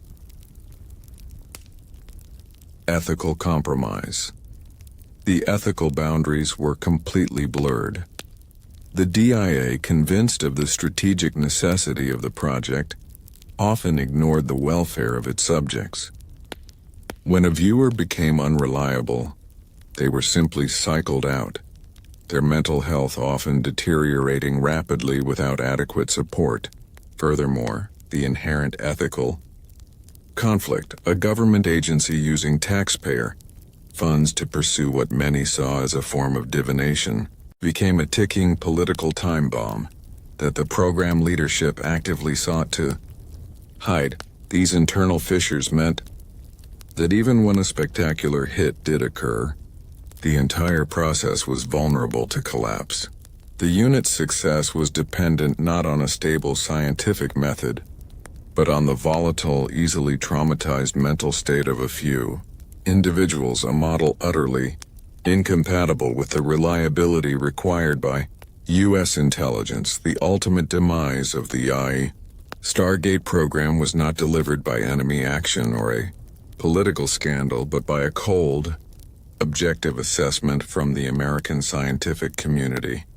By the early 1990s, the program's continued existence became increasingly difficult to justify, especially with the collapse of the Soviet Union removing its primary raison d'etre. The CIA, which still maintained oversight, commissioned a final definitive independent review of the program's utility and scientific validity. In 1995, the CIA tasked the American Institutes for Research, AIR, with conducting a rigorous, non-biased analysis of over 2 decades of psychic data. The AIR study was structured in 2 critical parts: statistical analysis of raw data. Researchers were asked to statistically analyze the entirety of the Stargate sessions. The results were devastating. While a few individuals, like McMonigal, showed results slightly above chance for specific tasks, the overall statistical performance of the unit was marginally above chance at best, and often statistically insignificant. The vast majority of sessions were useless. The reports confirmed that the spectacular hits were not evidence of systematic ability, but rather the inevitable random success that occurs over thousands of attempts, aggressively amplified by confirmation bias. Methodological and utility assessment. The second part of the review focused on the practical utility of the data. The scientists concluded that even the accurate data was often vague, nonspecific, and contaminated with irrelevant information. Furthermore, the data rarely provided information that was not eventually confirmed by conventional intelligence within a short time frame, meaning Stargate was not a force multiplier, but a slow, unreliable supplement. The final verdict was unambiguous. Remote viewing is not useful for intelligence purposes. The findings provided the undeniable evidence that the skeptics had demanded for years. The massive philosophical and financial investment in the consciousness conundrum was revealed to be a failure. The reliance on quantum pseudoscience to justify communication with the dead was exposed as a desperate attempt to legitimize an untenable position. The program had been sustained by fear and selective reporting, not by scientific rigor. Armed with the damning AIR report, the CIA and DIA moved swiftly to execute the final stage of the program, the political retreat and the cover-up. They needed to terminate Stargate without drawing political attention to the sheer absurdity and expense of the 20-year operation. In 1995, Project STARGATE was officially terminated. The process of ending the program was a subtle masterpiece of bureaucratic obfuscation, selective declassification. The CIA made the strategic decision to declassify a significant portion of the Stargate files, including the AIR report. This move was a form of preemptive damage control. By admitting the program failed and publicly releasing the data, the CIA effectively defanged the story. The narrative became one of failure and government transparency. We tried it. It didn't work, rather than one of a massive, decades-long lapse in judgment fueled by fear and mysticism, destruction and compartmentalization. While a portion of the files was released, critics and former participants maintain that the most sensitive data, particularly records detailing the most spectacular, unexplainable successes and the documents related to the extreme ethical boundaries crossed during the contact hypothesis phase, were systematically destroyed or recompartmentalized into deep black archives. The true history of the program, particularly the internal debates over life after death and the psychological damage to the psychics, was buried under layers of secrecy to protect the reputations of those involved. The ridicule factor. The final layer of the cover-up involved controlling the narrative through ridicule. The public announcement of Stargate's closure was framed in a way that encouraged media lampooning, successfully ensuring that any serious questions about the nature of the successful hits were drowned out by jokes about psychic spies and bending spoons. The U.S. government effectively neutralized the political threat by turning the entire episode into a Cold War curiosity, safely confining it to the realm of late-night television humor. The termination of Project Stargate was the culmination of its internal contradictions. It died not because the psychics were untalented, but because the institution could no longer afford to sustain a program whose output was governed by chance and whose theories had led it to the ethically and scientifically indefensible position of attempting to contact the dead. The story was over, but the whistleblowers who had risked their careers to expose the truth were ready to ensure the public received a fuller, unvarnished account of the psychological warfare waged in the laboratory of the mind.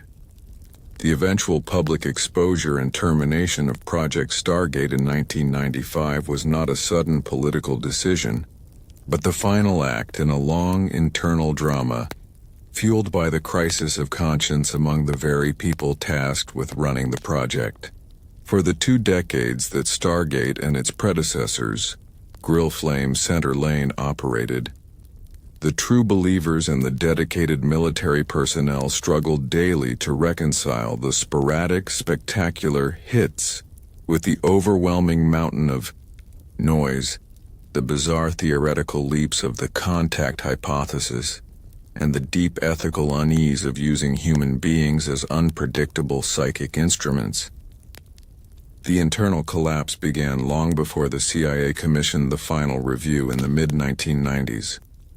It started with the subtle, then overt dissent of individuals who felt the program had strayed too far from scientific rigor and had descended into institutionalized self-deception.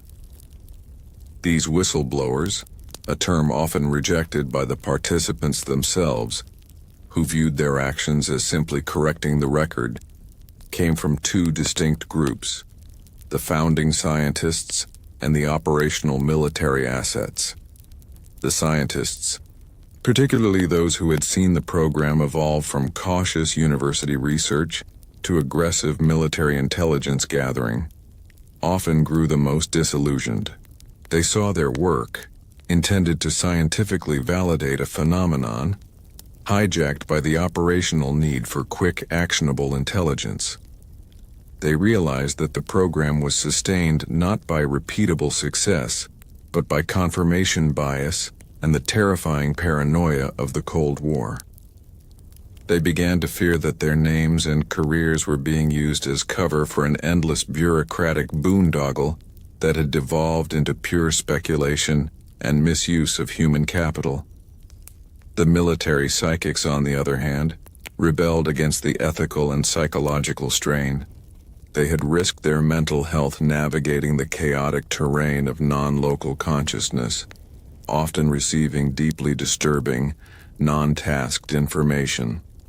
When their sessions were discarded or their psychological distress was ignored, they developed a profound distrust of the DIA management, realizing that the program cared only for the data and not the individual delivering it.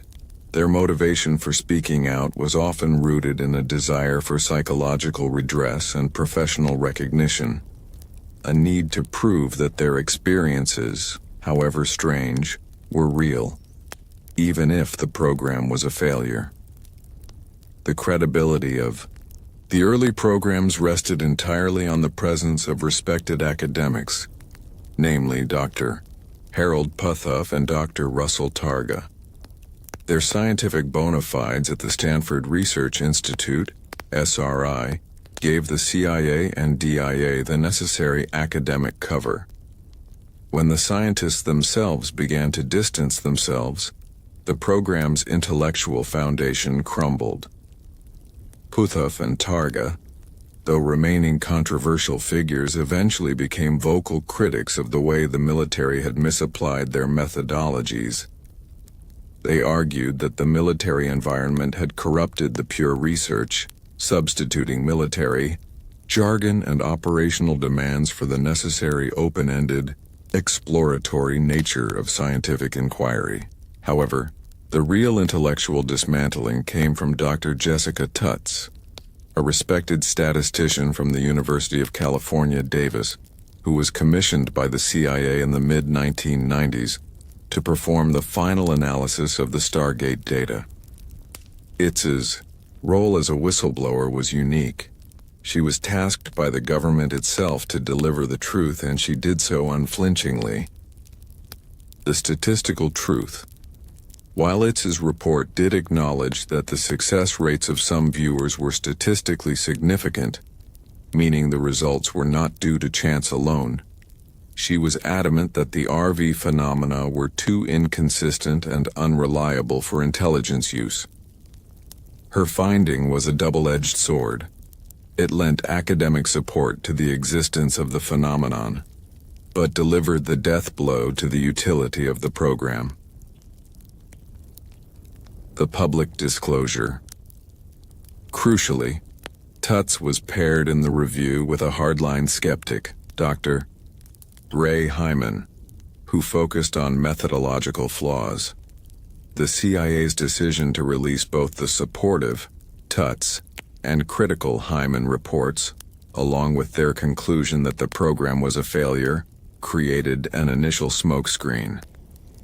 But Tutts went further, speaking publicly about the undeniable nature of the statistical anomalies, ensuring the scientific conversation about psychic research would not die with the program's closure. By confirming the reality of the phenomena even while damning the operational utility, Tutts broke the government's attempt to simply dismiss the whole affair as fantasy. This academic honesty forced the government's hand. The scientists, in INRI, their pursuit of truth, whether statistical or methodological, exposed the unsustainable nature of Stargate's secrecy and funding model. If the scientists provided the statistical truth, the military psychics provided the dramatic, human element that truly exposed the internal workings of Stargate to the American public. These individuals were the core of the program, and their subsequent decisions to reveal their experiences provided the unvarnished account of what it was like to be a psychic spy. The most significant of these military whistleblowers was First Warrant Officer Joseph McMoneagle. McMoneagle, a highly decorated intelligence officer who became one of Stargate's most accurate and high-performing psychics, found himself caught in the internal political turmoil of the program. After his retirement, and once the project was fully shut down, McMoneagle became one of the most vocal and credible sources on Stargate's operations. His revelation was not born of malice, but of a desperate need for validation and historical accuracy. Operational detail. McMoneagle provided concrete, declassified details of missions, giving human context to the dry files. He spoke about remote viewing Soviet missile assembly buildings, describing the immense pressures, and detailing the psychological, toll of balancing his psychic abilities with his military duty. His accounts, often written in books and given in public lectures, detailed the internal protocols and the startling accuracy of some of his hits, making it impossible for the DIA to simply categorize the entire program as a total fraud. The ethical cost. McMonagle's testimony was critical in exposing the program's ethical failures. He revealed the constant, aggressive operational tempo that led to psychic burnout and the subsequent psychological damage inflicted on the viewers. By detailing his own struggles to maintain mental coherence while peering into the abyss of non-local consciousness, he shifted the public conversation from, "Did it work?" to, "What was the human cost?" Other military figures, such as Lieutenant Colonel F. Holmes Skip Atwater, who served as the unit's operations and training officer, also contributed to the slow, steady drip of information.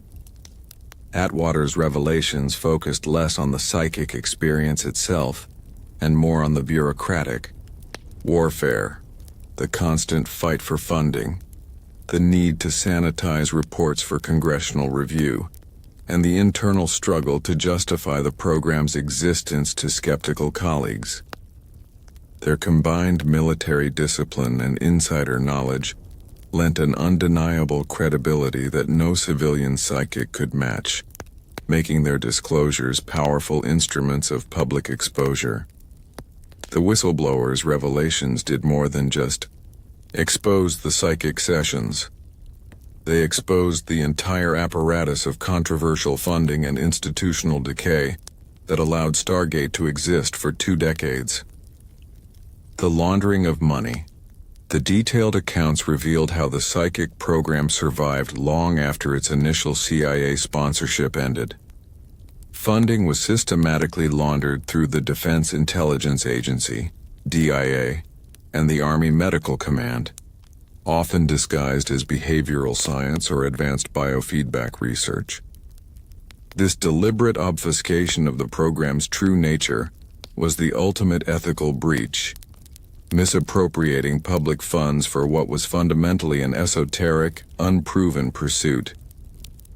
The disinformation theory, a radical but credible theory that emerged from the whistleblowers, was that Stargate may have evolved into a sophisticated disinformation tool.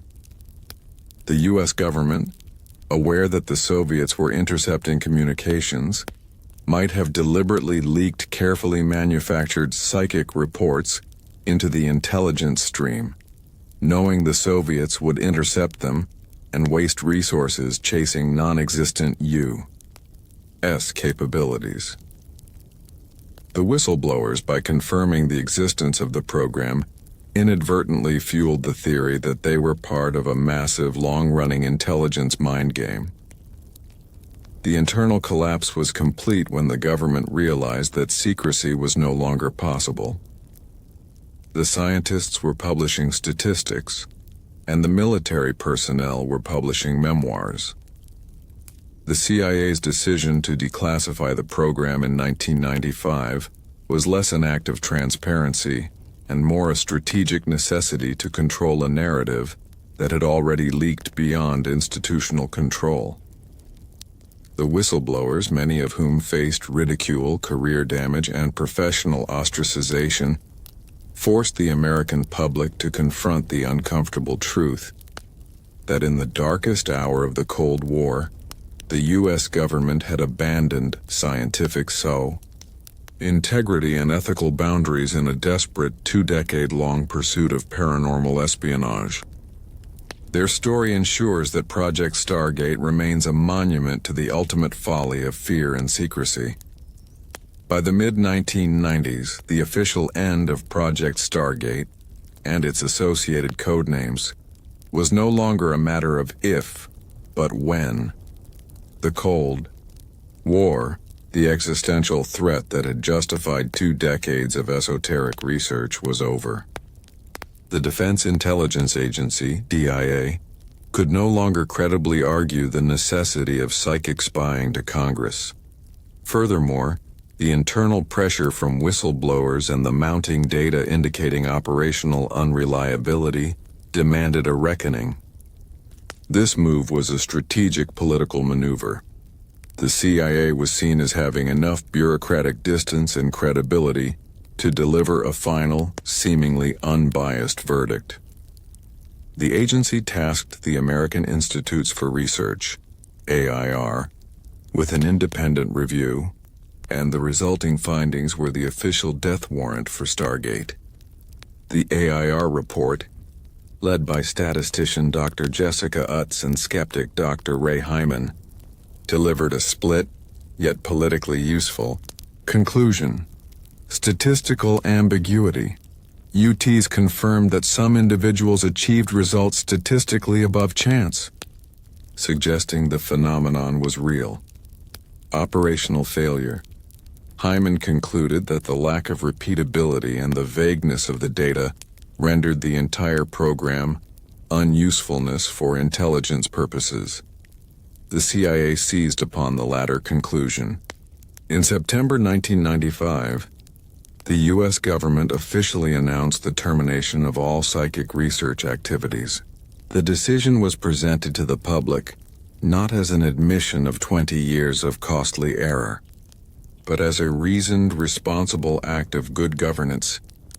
"We looked into it, it didn't work, and we've stopped funding," so this carefully constructed narrative allowed the intelligence community to cut its losses and immediately begin the necessary process of compartmentalization and damage control. The termination process was meticulous.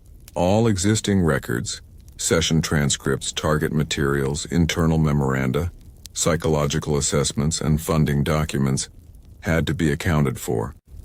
The program was effectively scrubbed from the active intelligence budget, and all operational personnel were reassigned, often without adequate psychological support, marking the final bureaucratic abandonment of the psychic spies. The most critical phase of the aftermath was the controlled and selective declassification of the Stargate files. The CIA understood that if the program's history was to be revealed, they needed to manage the flow of information to shape the public narrative.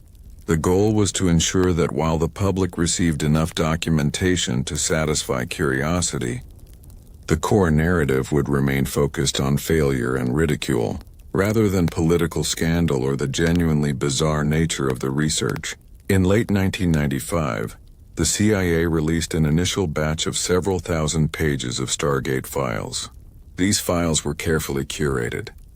They included numerous training documents, methodology guides, and general session transcripts that were vague or clearly marked as misses. The release was heavy on the process of remote viewing, but light on the impact of the successful missions. By releasing a massive volume of low-impact, repetitive data, the CIA effectively buried the few spectacular successes within a mountain of bureaucratic detail. The CIA made the strategic decision to prominently feature Dr. Hyman's critical assessment alongside the declassified files. By immediately presenting the narrative of failure and methodological flaws, the agency preemptively inoculated itself against any serious journalistic inquiry into the program's funding or its ethical excesses, such as the contact hypothesis. The press, often drawn to simple narratives, overwhelmingly focused on the government wasted money on psychics angle, safely trivializing the deeper issues. Crucially, the government never released a comprehensive indexed archive. The documents were released in a fragmented, disorganized manner, making it extremely difficult for researchers or journalists to establish a cohesive timeline, trace funding sources, or verify the most sensational claims of the whistleblowers. This deliberate fragmentation ensured that the full, unvarnished story of Stargate remains largely inaccessible and open to conflicting interpretation. While the CIA opened the files, the official release was characterized more by what it omitted than what it contained. The deepest, darkest, and most politically sensitive aspects of the project were carefully excised, reclassified, or, according to former participants, systematically destroyed. The primary missing pieces centered on three crucial areas: the contact hypothesis files. The most damaging records were those detailing the intensive research into non-living consciousness, NLC, and the explicit attempts to communicate with the dead, as theorized in the classified Gateway Experience report. These files, which documented the shift from espionage to metaphysics, were seen as too politically toxic. Their release would have exposed the government's foray into quasi-religious and occult territory, inviting severe ridicule and potential legal challenges regarding the ethical treatment of research subjects under such bizarre premises. These documents were likely compartmentalized into a deeper black budget category, remaining classified indefinitely.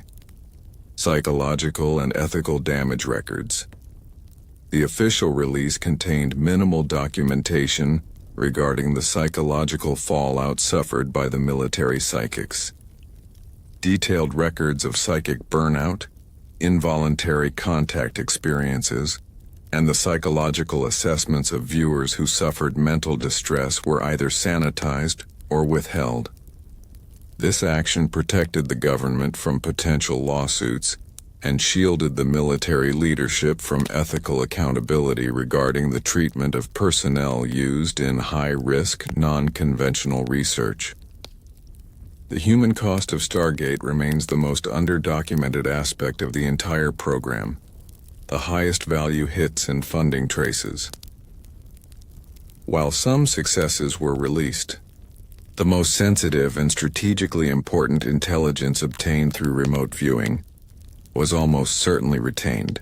For instance, any RV data that directly correlated with an ongoing military operation or provided a critical technological advantage over the Soviet Union would be kept classified to protect sources and methods, even if the method itself was deemed unreliable.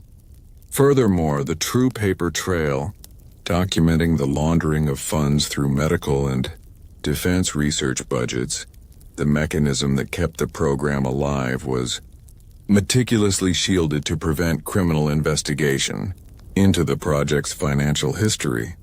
The declassification, therefore, was a carefully managed narrative, a surgical act of information control designed to sacrifice the least credible part of the program, the psychic unit, to protect the greater credibility of the intelligence apparatus as a whole.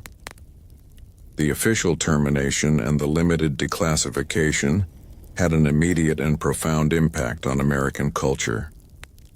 The Stargate story, trivialized by the CIA's strategy, was instantly absorbed into the mainstream, becoming a powerful symbol of Cold War excess and government secrecy. The narrative of psychic spies quickly fueled books, television documentaries, and eventually feature films, solidifying the public perception of the program as a strange yet ultimately harmless curiosity. The media's focus on the absurdity ensured that few serious academic or journalistic investigations followed the initial wave of coverage. However, the declassification did not end the controversy. It merely shifted it. The proponents' proof. For the believers and the former psychics, the declassification was a vindication. They argued that the government's need to cover up the most successful sessions proved the ability was real. The very fact that the CIA conducted a review and released thousands of pages of files was, to them, undeniable proof that remote viewing worked. They continue to publish books and teach RV techniques, using the declassified files as the foundational, government-certified evidence of their craft, the skeptic's proof. For the skeptics, the declassification was equally a validation. The official failure verdict and the damning Hyman report served as definitive proof that the entire enterprise was a classic example of pseudoscience run amok, sustained by fear and confirmation bias. Ultimately, The opening of the files in 1995 was less an act of closure and more an act of intentional strategic ambiguity. The U.S. government successfully closed the program and controlled its financial and political fallout, but it failed to fully silence the voices of the whistleblowers or quell the enduring public fascination with the mind's ultimate, forbidden frontier. The files were opened, but the true secrets of what the psychic spies saw, or thought they saw, remain locked away, fueling the enduring legacy of Project Stargate. The official termination of Project Stargate in 1995 provided bureaucratic closure, but the program's unsettling saga left a permanent scar on the American psyche and intelligence community.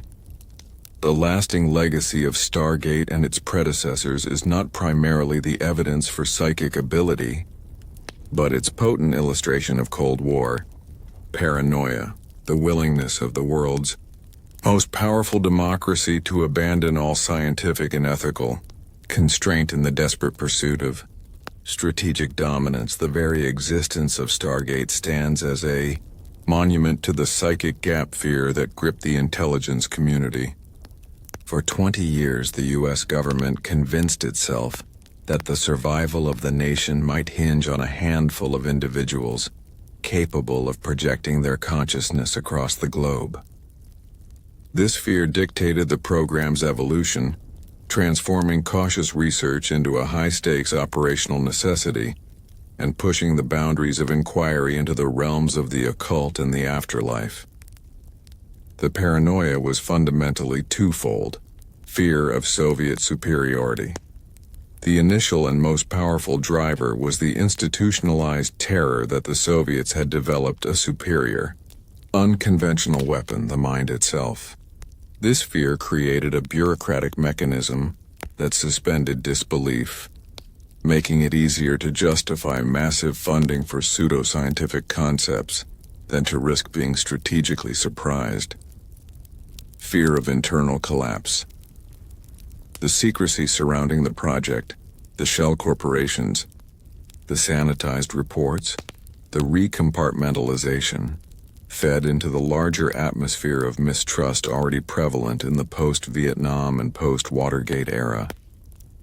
Stargate became another piece of evidence confirming the public's darkest suspicions that the government was willing to lie, mislead, and engage in bizarre experiments behind a cloak of national security. Even after its closure, the program continued to fuel paranoia, providing fodder for conspiracy theories that persist to this day. The very vagueness of the declassified files, the missing records, the sanitized psychological profiles, guarantees that the public continues to suspect that the real secrets of Stargate remain hidden, implying that the U.S. government succeeded in finding the gateway, but simply decided to keep it classified. Project Stargate's second undeniable legacy is its profound and lasting impact on popular culture. Once the program was declassified, its premise, the blending of government espionage, military discipline, and paranormal abilities, proved irresistible to Hollywood and the publishing industry. The narrative immediately resonated with the public's appetite for two distinct genres: the spy thriller, government secrets and black projects, and the science fiction paranormal mystery. The cinematic identity. The psychic spy became a recognizable trope. The stories often focused on the few spectacular hits, while completely ignoring the scientific unreliability and the ethical failures. Films and television shows portrayed the remote viewer as a cool, effective operative, not a psychologically stressed individual struggling with inconsistent data. This cultural sanitization effectively romanticized the failure, turning a history of scientific misconduct into a compelling source of entertainment. The most famous fictional portrayals, like the book and subsequent film The Men Who Stare at Goats, though satirical, drew heavily on the real-life bizarreness of the unit's periphery, cemented the image of military men engaging in esoteric practices. The New Age embrace. Simultaneously, the declassified methodology guides and theoretical papers, like the Gateway Experience Report, were eagerly absorbed by the New Age and parapsychology communities. The complex technical language of the CIA reports, frequency entrainment, non-local consciousness, and hemisync, was taken as definitive, government-certified proof that meditation and consciousness practices held the key to unlocking latent human potential. The methodology of structured remote viewing, SRV, was commercialized, leading to countless seminars and training sessions, all advertising a skill validated by the U.S. military. This created a peculiar cultural loop. The government claimed the program failed, yet its discarded methods became the foundational text for a thriving counterculture movement. Through its cultural absorption, Stargate achieved a bizarre form of success. It failed as an intelligence program, but it succeeded wildly as a mythology, shaping the modern imagination of what the secret government is capable of, both for good and for ill. The legacy of Stargate on the scientific community is complex and deeply divisive. The program's closure was officially celebrated as a victory for skepticism and rationalism. Yet the persistent statistical anomalies documented by scientists like Dr. Jessica Utz ensured that the core question, does the phenomenon of remote viewing actually exist, was never fully settled. The program forced a crucial, if frustrating, scientific realization: the flaw in replication. Stargate proved that while psychic hits may occur, they are nearly impossible to reliably and consistently replicate under controlled double-blind conditions. This failure confirms that RV is useless for intelligence gathering, where repeatability is paramount, the persistence of the signal. However, the statistical data from the most successful viewers like McMoneagle and Pat Price continues to hover just above the probability curve, defying chance. This tiny, persistent signal remains the consciousness conundrum's true legacy for science. It has led serious researchers to argue that while the CIA failed to weaponize the phenomenon, they may have inadvertently proven the existence of a subtle, non-physical information channel that mainstream science has yet to adequately explain. The program's ultimate scientific impact was in shifting the goalposts. Researchers in fields like non-local consciousness and quantum cognition now frame their work partly as an attempt to find the stable, reproducible mechanisms that Stargate was seeking, but ultimately failed to find. The program's massive taxpayer-funded failure inadvertently cleared the field, showing future researchers what not to do, while simultaneously validating the existence of a mystery worth solving. The theoretical frameworks that Stargate embraced, the holographic universe, phase space, and the NLC model, remain controversial, but they are now recognized as early, highly flawed attempts to grapple with the truly radical implications of consciousness research. This brings the story of the real CIA files to its final, enduring question: did they find the gateway, or was it the ultimate Cold War delusion? The answer is complex and reflects the dual nature of the program itself. The ultimate Cold War delusion. Operationally and financially, Stargate was a spectacular failure driven by strategic delusion. It was a massive waste of resources sustained by confirmation bias and bureaucratic fear, leading the U.S. government into a scientifically indefensible position. The attempts to communicate with the dead, the ethical breaches, and the subsequent cover-up confirm its identity as an institutionalized folly. The ultimate delusion driven by the existential threat of nuclear annihilation. A glimpse through the gateway. Yet, the undeniable documented successes, the precise details provided by Pat Price on the Semipalatinsk missile complex, the specific descriptions of the Kola borehole, or McMoneagle's accurate targeting of foreign assets remain. If one accepts the authenticity of the declassified case files, these incidents suggest that the program stumbled upon a genuine, albeit unstable method for non-local consciousness access. The military psychics may not have been able to reliably open the gateway, but for a few chilling moments, they may have peered through it. The true legacy of Stargate and Sleeping Beauty is that they forced a temporary and traumatic merging of these two realities. The desperate, material world of Cold War intelligence and the esoteric, boundless world of consciousness. They never reliably found the gateway, but their attempt proved that the most powerful governments on Earth were willing to believe it existed. The enduring echo is not the truth of the phenomena, but the enduring reminder of what happens when strategic fear meets the limits of known science. A chilling lesson that continues to fascinate and haunt the American imagination. The files are open, the soldiers have spoken, but the question of the gateway remains permanently lodged in the darkest edge of American history.